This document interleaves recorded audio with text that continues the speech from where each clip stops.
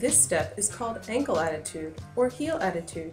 To complete this movement, we have to take a few steps.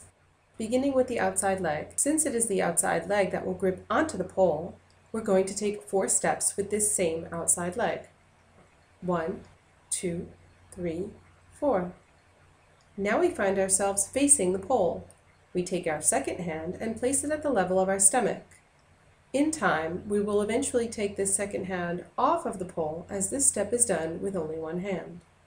Once we place this hand on the pole in front of our waist, the outside leg is going to trace a large circle, keeping the leg very straight, before gripping the pole with the crook of your ankle.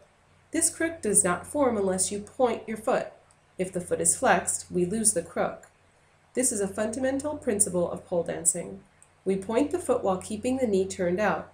This is important as the step is called an attitude, and in dance this means that the leg is bent, but also turned out as far horizontally as possible. Now that we are here, we have to lift off.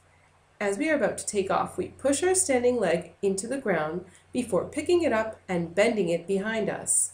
Make sure to keep the leg strongly bent and the knee reaching as far out horizontally as possible. The objective is to turn until we reach the bottom of the pole. To land, we put our front leg down on the ground in front of us and the back leg on the ground in back of us. Use your hands to pull you back up the pole.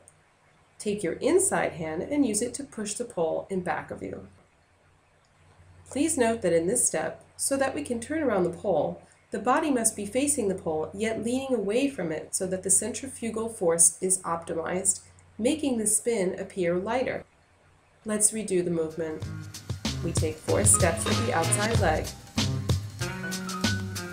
I place my hand on the pole, I place my leg on the pole, and the other leg lifts off the ground. I put my front leg down, my back leg down, I push on the pole with my hands, and push it in back of me.